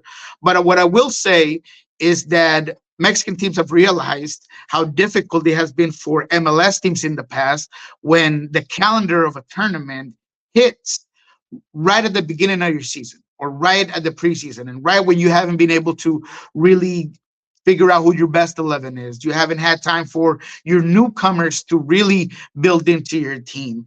And that has kind of balanced things out a little bit more. So I just believe that in MLS, the gap between teams because of the salary cap space is a lot closer than in Liga MX, where you have Los Grandes and the guys with the big checkbooks. And then after the best 4 teams, the level really drops. And Mazatlan is a very rare Cinderella story as you would have in any bracket. It's the right time. I think Vucetich is a hell of a coach. I think that collectively Mazatlan has showed you that they know what they do well and they know what they don't, and they're going to play to their virtues and they're going to play to their game. And you saw how dominant they were in transition plays against Cruz Azul. And even when the game gets tough and they draw that game, Cruz Azul does, then you have that confidence and that effort to just pull it off in the shootout. So I just think that it's been a perfect nutshell to where each of these leagues are at, and it's probably the most clear, in my opinion, that the level of each league has shown. All right, we're down to the final 8, and we'll go through the matchups here. We can go to juice boxes if you wish. Crew, who were down 2-0 to and Friends, score 3 and scored 2 in 2 minutes to equalize, and you get a third to come back to win 3-2. Columbus makes it through. They go up against NYC. NYC was the one that beat Tigres at Red Bull Arena to get to the round of 8. What are you looking at in this one? Is this one Columbus and everybody else? It is Columbus and everybody else. It's been Columbus and everybody else.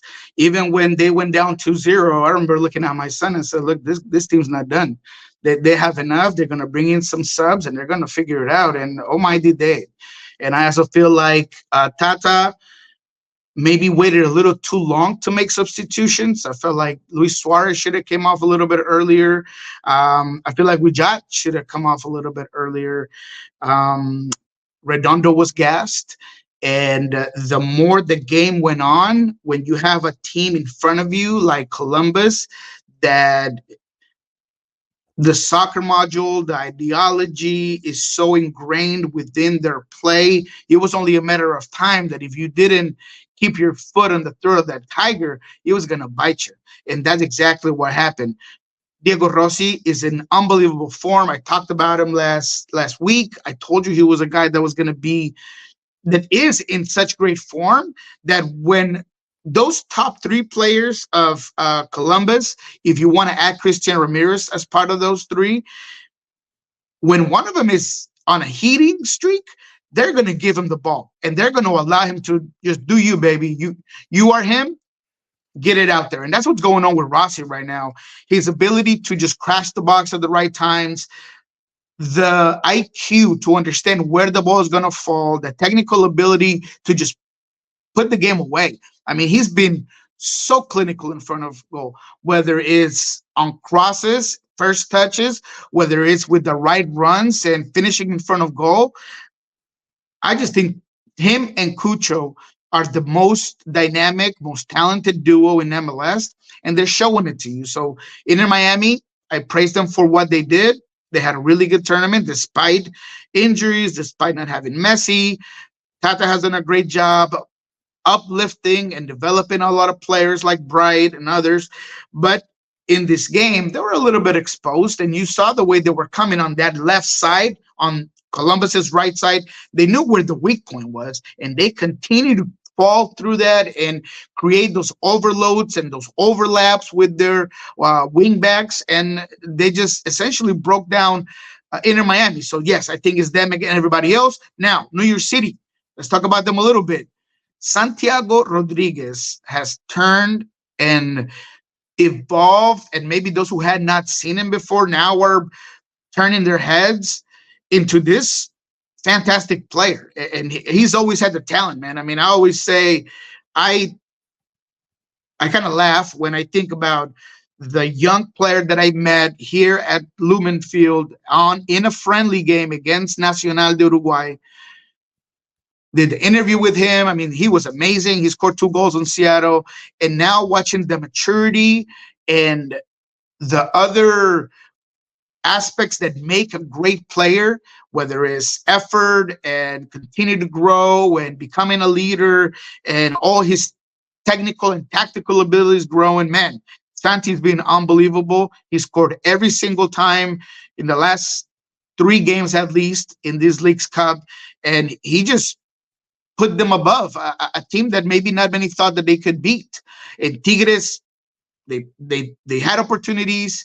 I thought that they held well. New York City did, but they believed that they could win this game. And between Maxi Rodriguez, who's also been influential and crucial for New York City FC, they get over one of the gigantes of Mexico, and now they'll face a Columbus Crew team that's a different dog, that's a different type of team.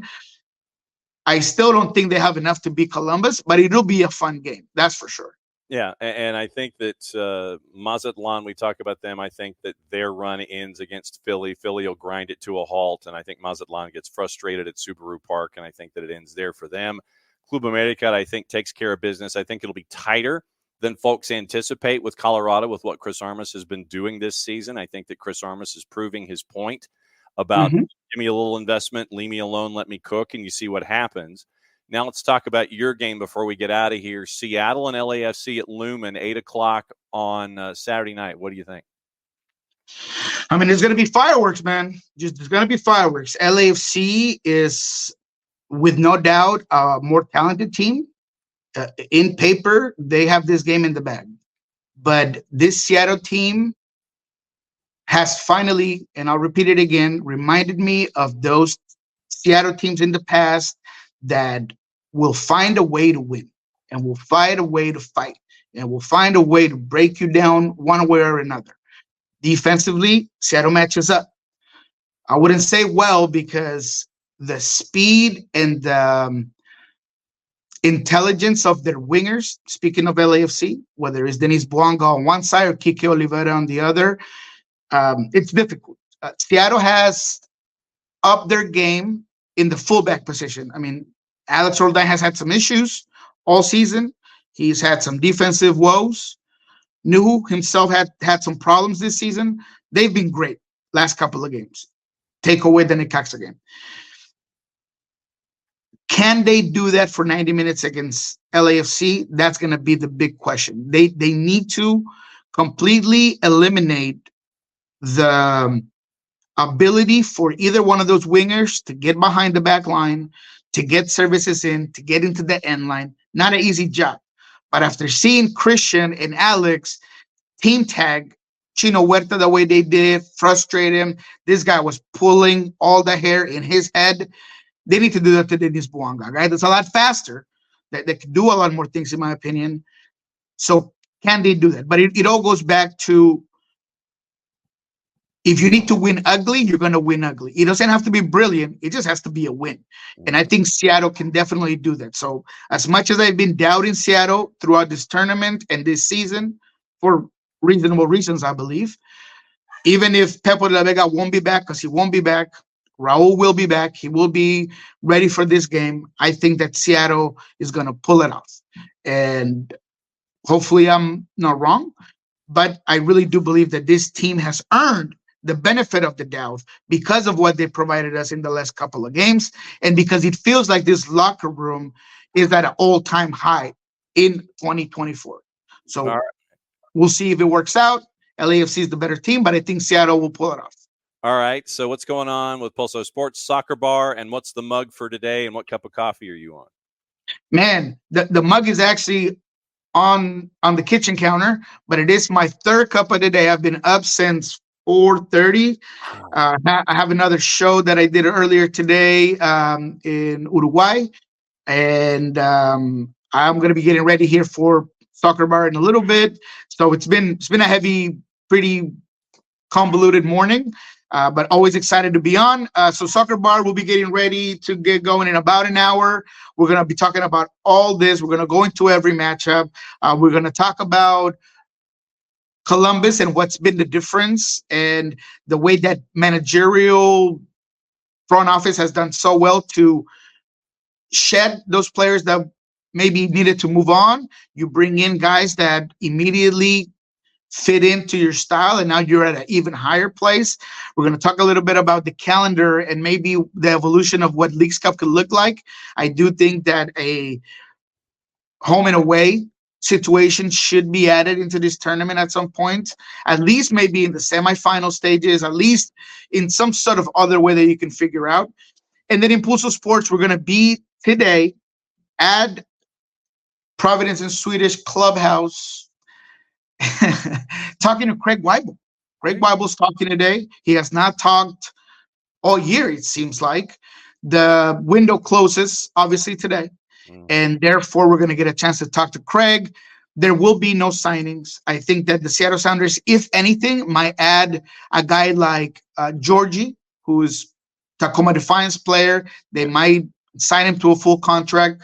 But as much as Craig tried, because he did, I can say here in SDH that he at least tried with 4 different players to sign someone, and the budget just wasn't there. So we'll hear from him. Definitely check that out at Pulso Sports. I'll do my best to upload that immediately today, as I don't do always.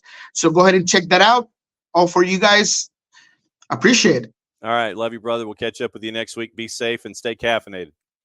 Thank you, my man. Have a good one, and we'll see you next week. You got it. All right. That's Niko. We got some stuff to take care of before we go and before they kick us out of the hotel. Remember, tomorrow is in Columbus. So I leave here. I go to Wilcox County High School. I go to Bainbridge High School for Georgia Public Broadcasting. And then I go to Columbus to break up the trip. So tomorrow morning, the show will be from Columbus. We'll get you ready for the weekend on a bunch of different fronts. Maybe Bart will drop by and we'll see what's going on with that. With any other updates involving the USMNT. One other thing before we get out of here, and it's from Saminto Kunti from the BBC. The Saudi PIF is going to sponsor CONCACAF. PIF and CONCACAF have today announced a multi-year partnership that will support their shared ambition to grow football at every level of the game in North America, Central America, and the Caribbean. Partnership will support the growth of the sport at all levels, inspiring more people. Okay, so there's your quote. There's your quote. There's your quote. Timing gets in ready in line with the PIF's focus on inclusivity and youth as key pillars of its sponsorship platform. The partnership will also support CONCACAF in its efforts to increase numbers of official youth championships it delivers. So Samindo Kunti lets us know that the PIF is now tied to CONCACAF. All right, we're out of here, and it's going to be a bit of a cold close because I got to get out of here so they don't kick me out of the hotel. Be well, be safe, stay cool, stay hydrated. We're back at it tomorrow, a little less than 22. And we'll get you ready for the weekend. There's your closing slide. We're out the door. Play it safe, everybody. We'll see you next time.